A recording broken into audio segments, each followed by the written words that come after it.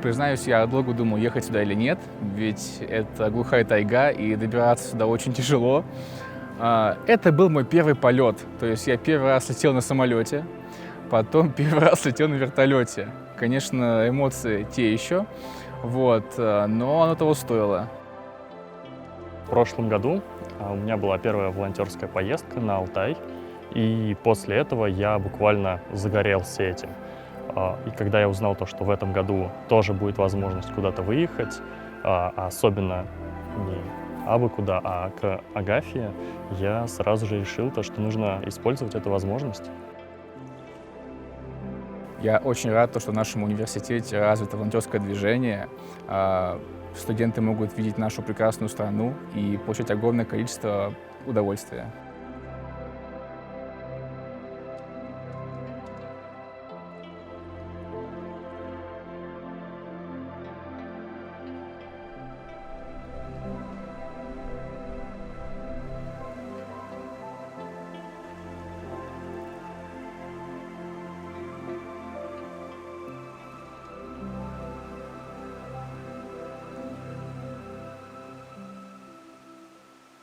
До этой поездки я слышал про Агафью Карповну, но особо ничего не знал о ней. Просто знал, что есть такая бабушка, которая живет далеко в тайге, и то, что она старообрядец.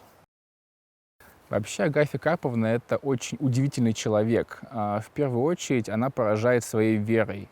То есть так сильно верить, как она, мне кажется, это почти нереально. В этом году так посчастливилось, что меня взяли сюда, и я узнала, кто она такая, чем она занимается, как живет. Историю ее родственников,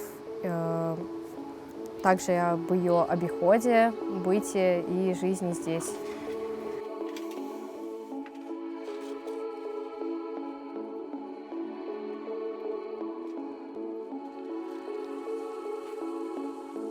Я считаю, что это одна из самых сложных поездок, которые есть в нашем вузе.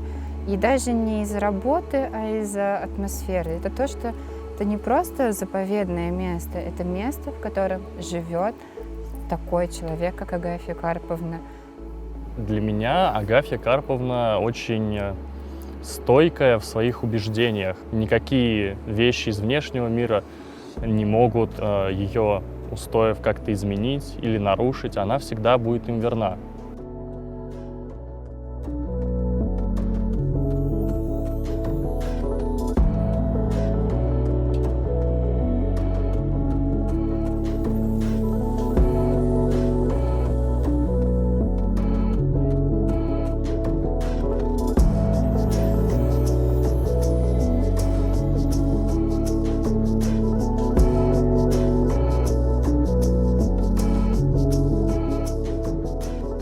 Основной нашей работой здесь была заготовка дров для Агафьи Карповны.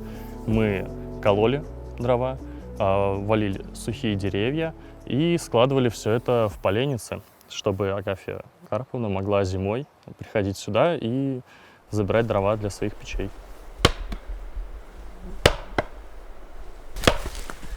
Березовые пни обладают такой плотностью, что даже небольшой пенек достаточно тяжелый.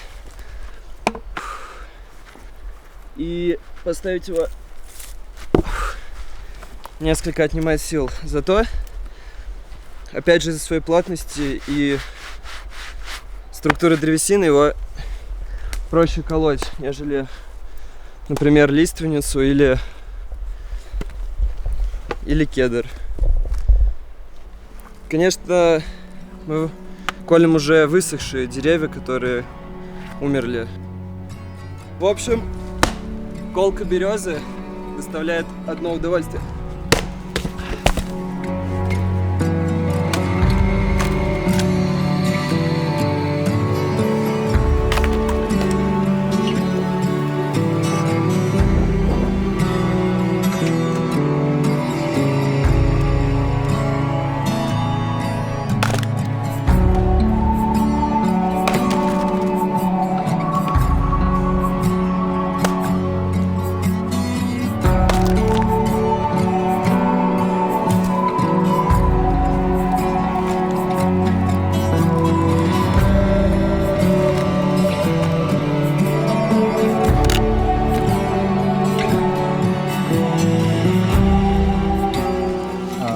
Конечно, все это заготавливали мы для Агафьи Карповны, потому что в силу своего возраста и и своих болезней она не может делать это сама. Поэтому для этого нужны мы, волонтеры МИРА. Спаси Христос вам. Великая благодарность за все годы. Я в задние годы и пилила много, но вручную пилила. А теперь вот это на груди та сучка. Пилить-то вовсе нельзя вставать.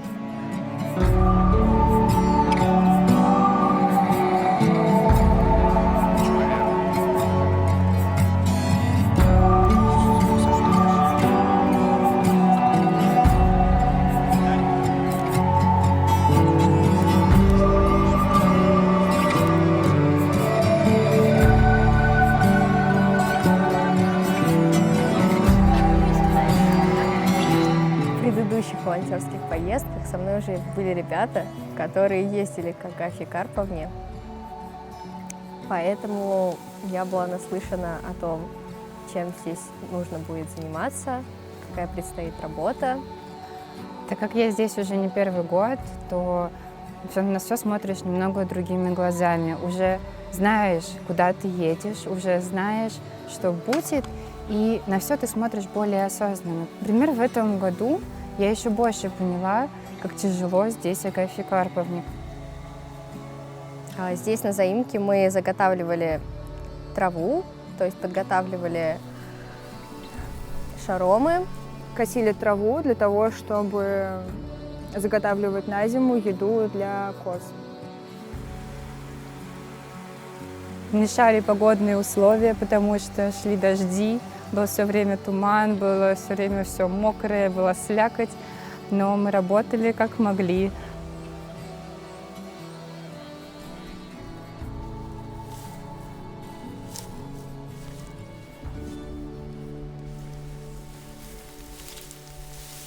Благодарим студента МИРЯ